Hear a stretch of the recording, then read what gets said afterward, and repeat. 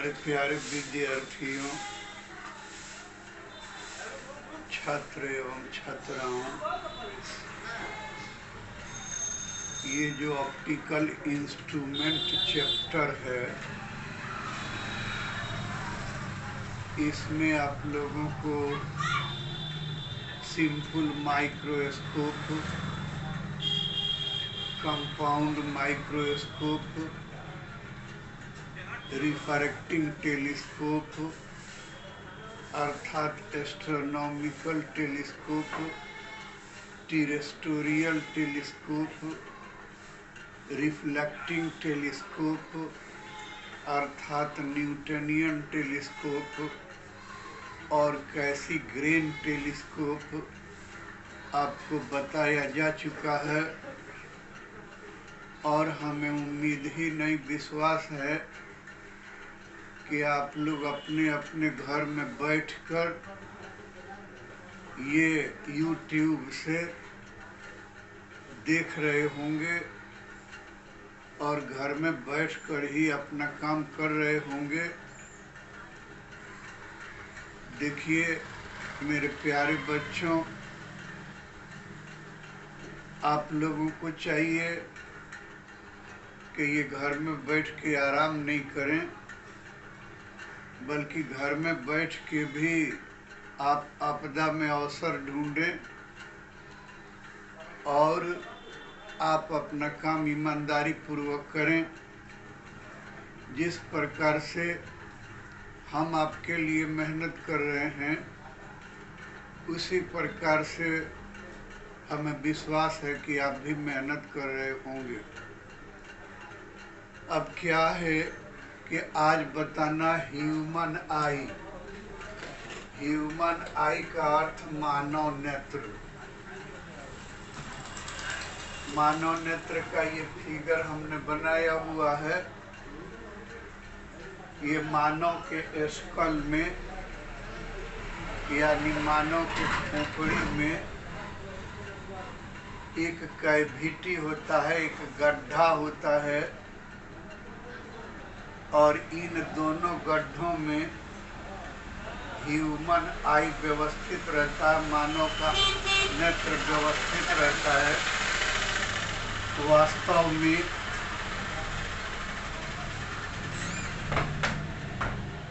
वास्तव में ह्यूमन आई की रचना एक फोटो कैमरा की भांति है।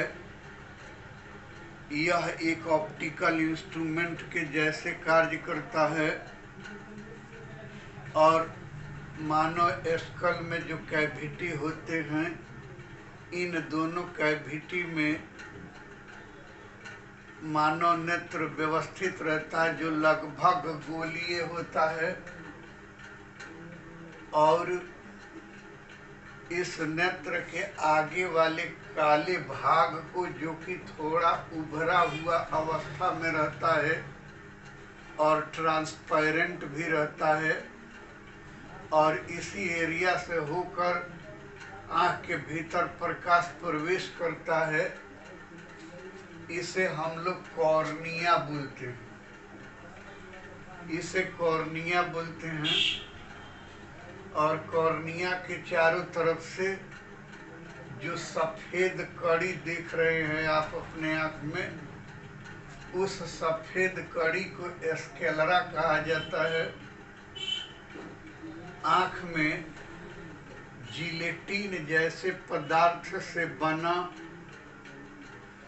एक डबल कन्वेक्स लेंस लगा रहता है, जिसका बाहरी सरफेस जो है उसका रेडियस ऑफ कर्वेचर अधिक होता है और भीतरी सरफेस का रेडियस ऑफ कर्वेचर कम होता है। इस लेंस को नेत्र लेंस या क्रिस्टलाइन लेंस कहा जाता है, जिसे हमने यहाँ दिया हुआ है कि क्रिस्टलाइन लेंस कहा जाता है।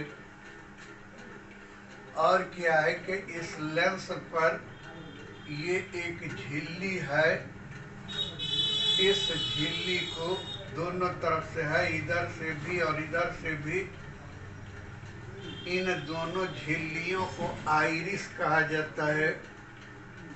ये आवश्यकता अनुसार अपने को बढ़ाते हैं और घटाते हैं।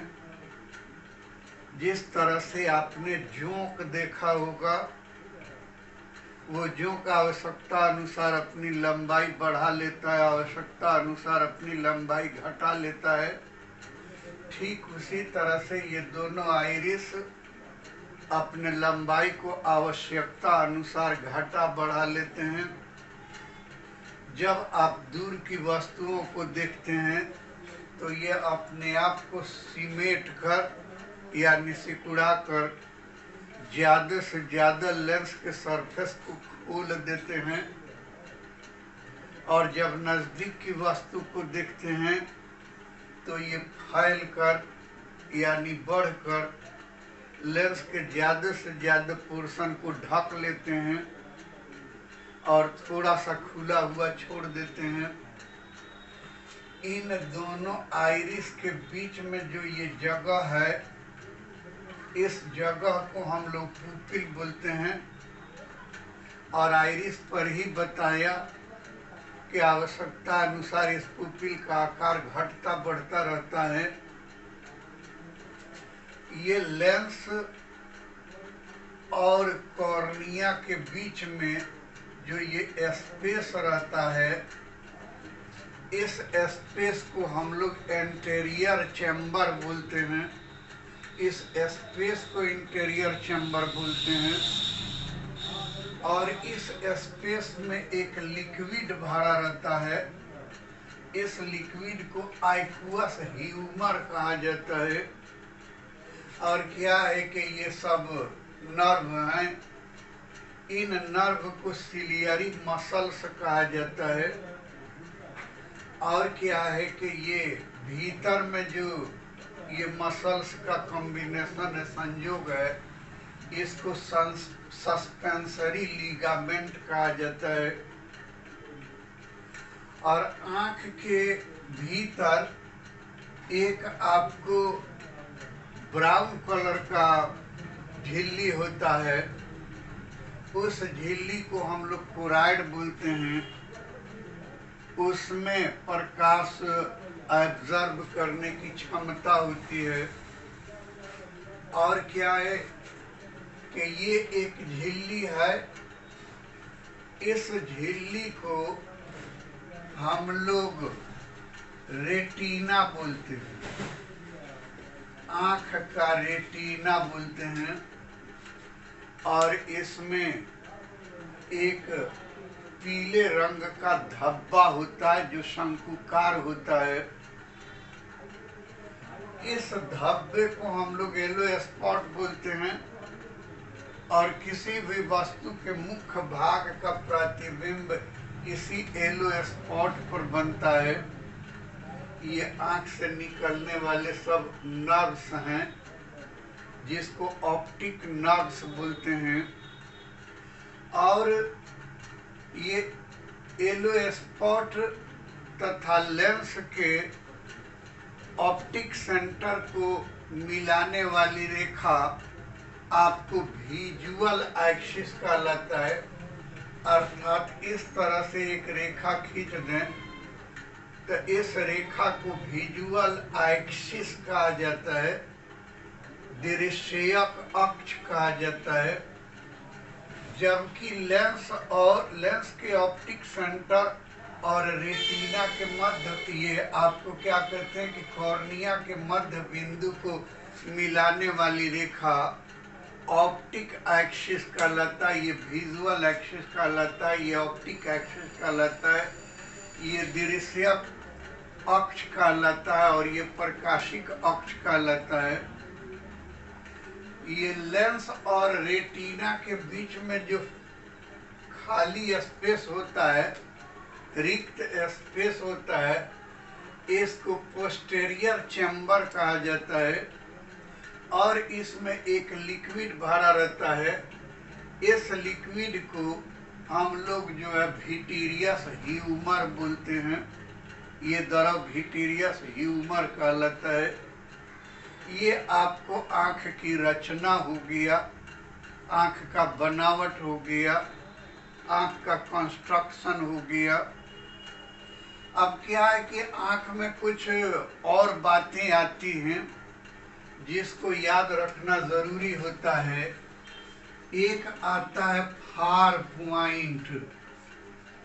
फार पॉइंट का अर्थ होता है दूर बिंदु। कोई आँख जिस महत्तम दूरी तक के वस्तु को देख पाता है, उस महत्तम दूरी को हम लोग आँख का फार पॉइंट कहते हैं, दूर बिंदु कहते हैं। ऐसा आँख जिसमें किसी तरह का दोष नहीं हो, किसी तरह का रोग नहीं हो, उसका फार पॉइंट अनंत पर होता है, यानी वो अनंत तक के वस्तु को देख पाता है। फिर होता है near point. Near point of eye, आँख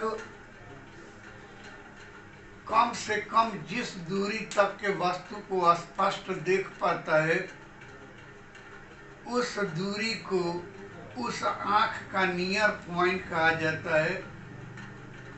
एक दोष रहित आँख के लिए, एक स्वस्थ आँख के लिए नियर पॉइंट की दूरी आँख से 25 सेंटीमीटर होता है, जिसको प्रायः हम लोग डी द्वारा निरूपित करते हैं। अब क्या है कि आँख में एक और बात आता है, power of accommodation. Power of accommodation, सामंजन क्षमता, आँख की सामंजन क्षमता। आप खुद देखते हैं कि जब दूर की वस्तुओं को देखते हैं तो अपनी आँख को बड़ा करते हैं, तानते हैं, उसका लेंस बढ़ जाता है, यानी आँख का फोकल लेंथ बदल जाता है। जब नज़दीक की वस्तुओं को देखते हैं तो आँख को सिकुड़ाते हैं, छोटा बनाते हैं, अर्थात आँख का फोकल लेंथ कम करते हैं। इस प्रकार से कि ये कहना चाहते हैं कि किसी वस्तु को देखते समय आँख अपने आप को छोटा या बड़ा करती है, अपने फोकस दूरी को छोटा या बड़ा करती है। आँख के इसी गुण को अकोमोडेशन, पावर ऑफ अकोमोडेशन, यानी ये क्षमता उसमें कितना है, इसी को पावर ऑफ अकोमोडेशन कहा जाता है। फिर क्या है कि persistence of vision. Persistence of vision वो क्या है कि आँख जो है, आप लोगों ने देखा होगा, ऐसे 11th में भी बताए हुए थे कि जब कोई वस्तु आँख के सामने आता है तो वो हमें दिखाई देता है, यानी उसका प्रतिबिंब हमारे रेटिना पर बनता है और वो हमें दिखाई देता है, उसकी अनुभूति मस्तिष्क तक पहुंचती है। अगर इस वस्तु को आँख के सामने से हटा दिया जाए, इसके बावजूद भी इसका सेंसेशन, विजन सेंसेशन, दृश्यक संवेदना हमारी आँख पर 1/10 सेकंड तक रहता है। अर्थात हम ये कहना चाहते हैं कि आँख के सामने से वस्तु के हट जाने के बाद भी वो हमें 1/10 सेकंड तक दिखाई देती रहती है। इसी को हम लोग परसिस्टेंस ऑफ विजन बोलते हैं। अब क्या है कि आपने ये घरों में देखा होगा कि यदि आप टेलीविज़न पर बैठे हुए हैं, टेलीविज़न देख रहे हैं, अचानक बिजली कट जाती है, पावर कट जाता है, पावर के कटने के साथ ही आपके टेलीविज़न के स्क्रीन पर जो फोटो या साउंड होता है वो खत्म हो जाता है। लेकिन आपको लगता है कुछ देर तक, बहुत माइनर टाइम तक, यानी 1/10 सेकेंड तक लगता है कि अभी भी टेलीविज़न पर वो पिक्चर है, और 1/10 सेकेंड के बाद खत्म हो जाता है। तो ये परसिस्टेंस ऑफ विजन के कारण ही होता है। अब क्या है कि एक आता है लेसर स्पीक। लेसर स्पीक तो ये क्या है? तो ये एक मशीन है, और इस मशीन के द्वारा आंख की विजन पावर नापा जाता है। पावर ऑफ विजन ऑफ आई, आंख के दृश्य क्षमता नापी जाती है। और एक ऐसा अच्छा, वो क्या कहते हैं कि मशीन है जो 30 सेकेंड से कम टाइम में ही आँख का पावर ऑफ विजन माप लेता है। तो इस तरह से ये छोटी छोटी बातें हो गई। एक्चुअली इसमें आपको जानना है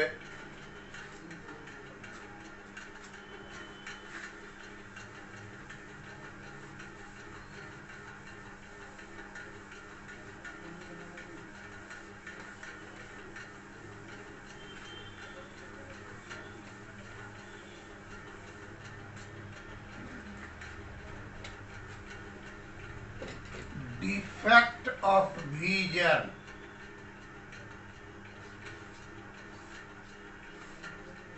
डिफेक्ट ऑफ विजन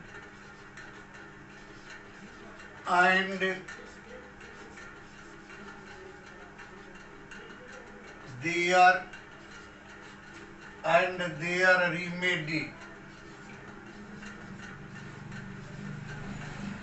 अर्थात आंख में उत्पन्न होने वाला दोष एवं उसका निवारण।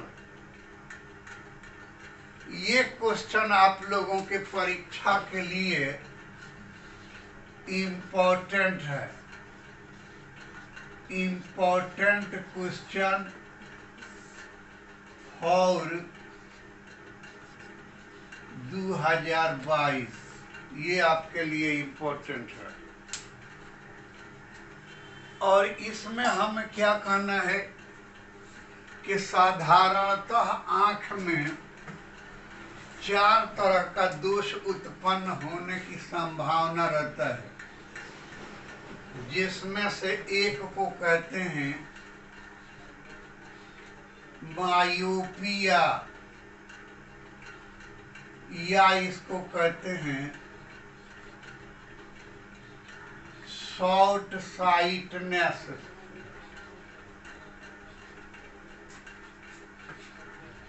Short sightedness.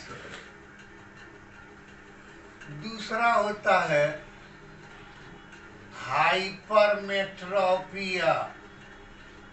Hypermetropia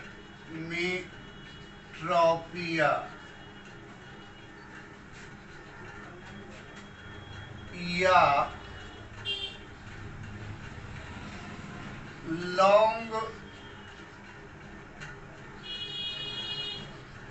long sightedness.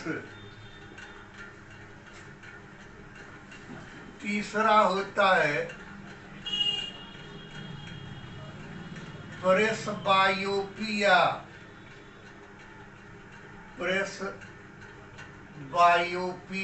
Presbyopia जिसको हम लोग ओल्ड साइटनेस भी बोलते हैं। Old sightedness. और चौथा होता है एस्टिग्मेटिज्म।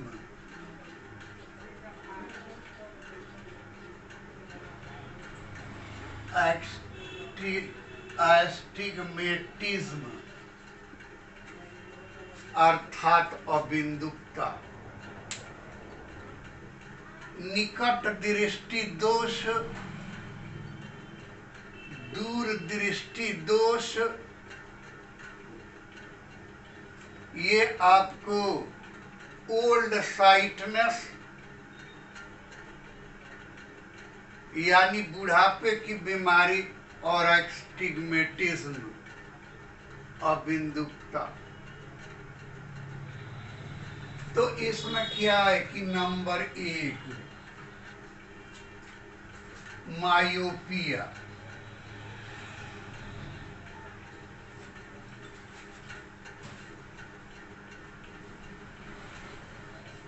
मायोपिया, तो इस मायोपिया में क्या है कि आपको दूर की वस्तु स्पष्ट दिखाई नहीं देती है।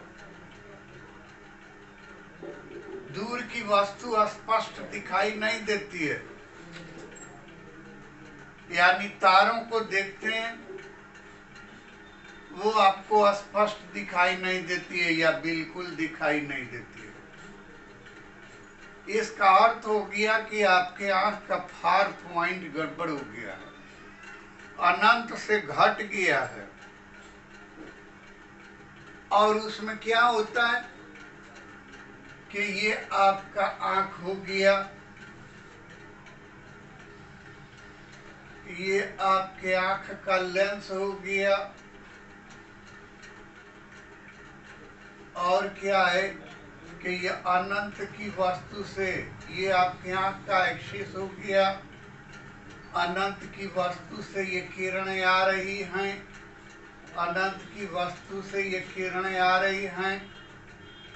ये किरणें ऐसे आपको रेटिना से पहले ही कन्वर्ज हो जाती हैं, जिसके कारण इस अनंत की वस्तु का प्रतिबिंब आपके रेटिना पर नहीं पहुंचता है। रेटिना से पहले ही बन जाता है और आपको दिखाई नहीं देता है। इसी दोष को हम लोग मायोपिया बोलते हैं, या इसी दोष को शॉर्ट साइटनेस बोलते हैं। और ये दोष क्यों उत्पन्न होता है, तो पहले ध्यान दें, मायोपिया में क्या बोला कि एक साधारण आंख का एक वो क्या कहते हैं, जिस आंख में किसी प्रकार का दोष नहीं हो, स्वस्थ आंख हो, तो वो कहाँ तक की वस्तु को देख सकता है, तो अनंत तक की वस्तु को। लेकिन जब ये दोष उत्पन्न हो जाता है तो ये अनंत की वस्तु को नहीं देख पाता है या साफ नहीं देख पाता है। इसी दोष को हम लोग मायोपिया बोलते हैं, क्योंकि उसका फार पॉइंट अनंत पर न होके कुछ पहले हो जाता है। और इस अवस्था में अनंत की वस्तु का प्रतिबिंब आंख के रेटिना से पहले ही बन जाता है, जिसके वजह से वो हमें दिखाई नहीं देता है। ये दोष क्यों उत्पन्न होता है, तो दो कारणों से उत्पन्न होता है। एक कारण है कि जब आई बॉल की आकार बढ़ जाए, यानी आंख का जो गोला है उस गोला का आकार बढ़ जाए, या क्रिस्टलाइन लेंस का फोकस दूरी घट जाए, तो ये दोष उत्पन्न होता है। तो जो दो कारण बताया उत्पन्न होने का, वो कहा कि आंख के गोला का आकार बढ़ जाने के कारण यह दोष उत्पन्न होता है, या क्रिस्टलाइन लेंस का फोकल लेंथ घट जाने के कारण यह दोष उत्पन्न होता है। इस दोष की निवारण के लिए कनकेव लेंस के चश्मे का उपयोग किया जाता है, अर्थात डाइवर्जिंग लेंस के चश्मे का उपयोग किया जाता है, अर्थात अवतल लेंस के चश्मे का उपयोग किया जाता है। तभी दोष के निवारण के लिए क्या बताया? बताया कि ये आपका आंख है और ये आपके आंख का लेंस है, और क्या है कि आपको ये क्रिस्टलाइन लेंस हो गया। अब हम कह रहे हैं कि ये तो एक्सिस हो गया, ये एक्सिस हमने मान लिया। अब कह रहे हैं कि इस दोष की निवारण के लिए आप एक ऐसे चश्मे का उपयोग कीजिए जो डाइवर्जिंग लेंस हो, यानी अवतल लेंस हो, अर्थात कनकेव लेंस हो। इस कनकेव लेंस पर अनंत की वस्तु से किरणें आ रही हैं। ये अनंत की वस्तु से किरणें आ गई लेंस पर, ये किरणें आई लेंस पर, ये अपवर्तित होगा और अपवर्तित होके ऐसे आपके आंख पर चला जाएगा। और क्या है कि इसको पीछे की ओर बढ़ाएं, इसको पीछे की ओर बढ़ाएं, यही आपका फार पॉइंट होगा, बिंदु आई। इस आंख का फार पॉइंट, यानी ये आंख अधिक से अधिक यहीं तक के वस्तु को देख सकता है, इससे बाहर के वस्तु को नहीं देख सकता। और तब ये क्या है कि यहाँ से ऐसे चला गया और जो प्रतिबिंब बनेगा वो रेटिना पर बनेगा। तो इस प्रकार से इस दोष की निवारण के लिए हम लोग कनकेव लेंस के चश्मे का उपयोग करते हैं। आई से लेकर के और इस दूरी को हम लोग आंख का फार पॉइंट वाला डिस्टेंस मान लेते हैं, अर्थात -d मान लेते हैं। और ये किरणें कहाँ से आई? इन्फिनिटी से। और ये जो चश्मा उपयोग में लाए हैं, इस चश्मा का फोकल लेंथ यदि हम f मान लेते हैं तो आपको u बराबर हो जाएगा -इन्फिनिटी, v बराबर हो जाएगा -d, चूंकि 1/v -1/u, इन्फिनिटी बैठा दिया, माइनस माइनस प्लस, बराबर 1/f, एंड 1/f बराबर होता है आपको p, यानी पावर ऑफ लेंथ। तो क्या हो गया कि इम्प्लाई दैट 1/p के 1/f के बदला में p बराबर 1/d डायोप्टर। और क्या है कि वेयर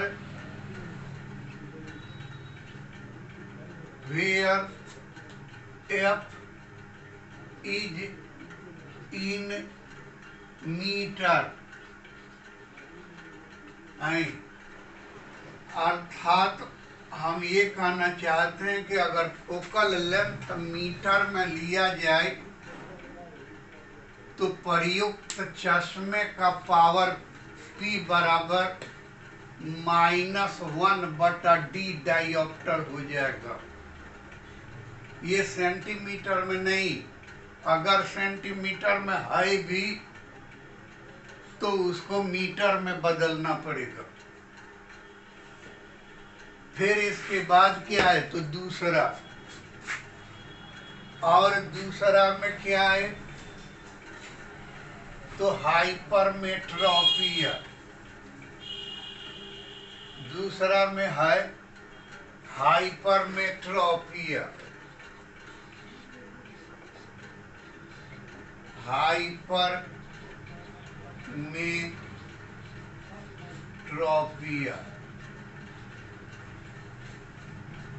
यानी कि लॉन्ग साइटनेस, इसमें दूरदृष्टि जो बोल रहे हैं, इसमें इस दोष से पीड़ित नेत्र को समीप की वस्तु दिखाई नहीं देती है या स्पष्ट दिखाई नहीं देती है। अर्थात 25 सेंटीमीटर दूरी पर की वस्तु या तो स्पष्ट दिखाई नहीं देती है या दिखाई नहीं देती है। तो क्या कहना चाहते हैं? कहना चाहते हैं कि ये आंख का गोला है और इसमें ये लेंस है, यानी क्रिस्टलाइन लेंस है, ये एक्सिस है। यहाँ से 25 सेंटीमीटर के दूरी पर कोई ऑब्जेक्ट रखा गया है। यहाँ से चलने वाली किरण लेंस पर पहुंचती है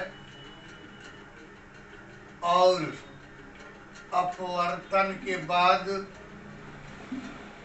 ये आंख के पीछे, रेटिना के पीछे कन्वर्ज होती है, जिसके कारण ये हमें दिखाई नहीं देती है। इसी दोष को हम लोग हाइपरमेट्रोपिया या लॉन्ग साइटनेस बोलते हैं। अर्थात हम ये कहना चाहते हैं कि इस दोष से पीड़ित नेत्र समीप की वस्तुओं को, अर्थात 25 सेंटीमीटर दूरी पर स्थित वस्तुओं को नहीं देख पाता है या स्पष्ट नहीं देख पाता है। इसी दोष को हाइपरमेट्रोपिया या लॉन्ग साइटनेस कहा जाता है। यह क्यों उत्पन्न होता है? तो आंख के गोले का आकार घट जाने के कारण उत्पन्न होता है। याद होगा कि मायोपिया में कहा था कि आंख के गोले का आकार बढ़ जाने के कारण उत्पन्न होता है, और इसमें कह रहे हैं कि आंख के गोले का आकार घट जाने के कारण उत्पन्न होता है। उसमें कहा था कि लेंस का फोकल लेंथ घट जाने के कारण उत्पन्न होता है, और इसमें कह रहे हैं कि लेंस का फोकल लेंथ बढ़ जाने के कारण उत्पन्न होता है। अर्थात जब किसी आंख के गोले का आकार घट जाता है या क्रिस्टलाइन लेंस का फोकल लेंथ बढ़ जाता है तो यह दोष उत्पन्न होता है। इस दोष की निवारण के लिए कन्वर्जिंग लेंस के चश्मे का उपयोग किया जाता है, अर्थात कन्वेक्स लेंस के चश्मे का उपयोग किया जाता है, अर्थात उत्तल लेंस के चश्मे का उपयोग किया जाता है। जैसे कि हमने मान लिया कि ये आपके आई बॉल है, ये क्रिस्टलाइन लेंस है, और क्या है कि ये प्रिंसिपल एक्सिस है, और क्या है कि यहाँ पर वस्तु रखी गई है, ऑब्जेक्ट कहाँ पर? तो 25 सेंटीमीटर के दूरी पर, यानी -d दूरी पर। अब जो है यहाँ उत्तल लेंस वाला चश्मा लगा दिया जाता है। ये उत्तल लेंस का चश्मा लगा दिया, और चश्मा लगा दिया तो यहाँ से आपको किरण चलेगा, और ये किरण आपको चला, यहाँ पर पहुँच लिया, ये किरण चला, यहाँ पर पहुँच लिया। यह किरण अपवर्तित होगा, अपवर्तित होकर के यहाँ पर गया। अब इन किरणों को, अपवर्तित किरणों को पीछे की ओर बढ़ाएंगे, तो पीछे की ओर बढ़ाया तो ये डाइवर्ज हो गए, और यहाँ पर जो है इसका प्रतिबिंब जाके बिल्कुल रेटिना पर बन गया कन्वर्ज होके। तो आपको दिखाना चाहते हैं कि इस नेत्र का फार पॉइंट ये हो गया, फार पॉइंट। ये फार पॉइंट की दूरी हमने -d मान, ये near point, sorry near point, इस पीड़ित नेत्र के नियर पॉइंट की दूरी d हो गया। तो यहाँ पर क्या कहना चाहेंगे कि यहाँ पर तो u हो गया -d, v हो गया -d, और इस लेंस का फोकल लेंथ f मान लेते हैं। तो चूंकि 1/v -1/u minus minus plus बराबर 1/f, imply that 1/d -1/d बराबर 1/f, imply that ये आपको d -d/dd बराबर p, क्योंकि 1/p बराबर f होता है। तो ये आपको जो चश्मा लगाएंगे उस चश्मे का पावर हो गया p बराबर d -d/dd डायोप्टर, जब d और d का मान मीटर में दिया गया हो। अब आपका तीसरा आता है, तीसरा आता है आपको प्रेसबायोपिया, प्रेसबायोपिया यानी कि ओल्ड साइटनेस। यह दोष बुढ़ापे में, यानी जब आदमी का उम्र बढ़ता है तो जो क्रिस्टलाइन लेंस है आंख में, उस लेंस का इलास्टिसिटी घटता है, यानी कि फैलने और सिकुड़ने का जो प्रॉपर्टी है इस आंख में वो घटता है, अर्थात पावर ऑफ अकोमोडेशन घटता है। जैसे जैसे उम्र बढ़ता है आदमी के आंख का पावर ऑफ अकोमोडेशन घटता है, इलास्टिसिटी घटता है, तो पावर ऑफ अकोमोडेशन घटता है। और इस स्थिति में उस आंख का नियर पॉइंट भी इफेक्टेड हो जाता है और फार पॉइंट भी इफेक्टेड हो जाता है, अर्थात नजदीक की वस्तु भी उसे स्पष्ट दिखाई नहीं देती और दूर की वस्तु भी स्पष्ट दिखाई नहीं देती। इस दोष को दूर करने के लिए आप लोग अपने सोसाइटी में देखे होंगे बाइफोकल लेंथ के चश्मे का उपयोग होता है, यानी आप अपने समाज में बड़े बुजुर्गों को देखा होगा कि जो चश्मा लगाए हैं या हम ही जो चश्मा लगाए हैं वो दो पार्ट में बटा हुआ, एक नीचे वाला एक ऊपर वाला। नीचे वाले का फोकल लेंथ कम है और इससे पठन पाठन का काम किया जाता है, ऊपर वाले लेंस का फोकल लेंथ ज़्यादा है, इसको चलने फिरने और दूर की वस्तुओं को देखने में इसका उपयोग किया जाता है। चौथा जो है एस्टिग्मेटिज्म, एस्टिग्मेटिज्म अबिंदुकता। इसमें क्या है कि आपको जो आई बॉल दिखाया तो इस कर्वेचर और इस कर्वेचर का मान बदल जाने के कारण, ये दोनों कर्वेचर का मान बदल जाने के कारण यह दोष उत्पन्न होता है। और इस दोष में क्या होता है कि एक ही जगह पर दो रेखा खींच दें एक दूसरे पर परपेंडिकुलर। तो अगर आपको वर्टिकल लाइन दिखाई दे रहा है, उदग्र रेखा दिखाई दे रहा है, तो हॉरिजॉन्टल लाइन दिखाई नहीं दे रहा है, और हॉरिजॉन्टल लाइन यदि दिखाई दे रहा है तो वर्टिकल लाइन दिखाई नहीं दे रहा है। यानी एक ही पॉइंट पर का एक वस्तु दिखाई नहीं दे रहा है और एक वस्तु दिखाई दे रहा है। तो इस तरह के दोष को हम लोग एस्टिग्मेटिज्म बोलते हैं। और क्या है कि इसकी निवारण के लिए, इस दोष को दूर करने के लिए सिलिंडरिकल लेंस के चश्मे का उपयोग किया जाता है, जो काफी मोटा होता है। इस दोष के निवारण के लिए सिलिंडरिकल लेंस के चश्मे का उपयोग किया जाता है। अक्सर इसको ऑब्जेक्टिव में भी पूछता है कि कौन लेंस का उपयोग किया जाता है। तो याद रखिए कि आपको निकट दृष्टि दोष को दूर करने के लिए अवतल लेंस के चश्मे का उपयोग किया जाता है। दीर्घ दृष्टि को दूर करने के लिए उत्तल लेंस के चश्मे का उपयोग किया जाता है।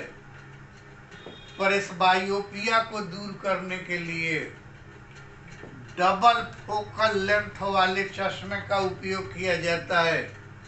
एस्टिग्मेटिज्म को दूर करने के लिए बेलनाकार चश्मे का उपयोग किया जाता है।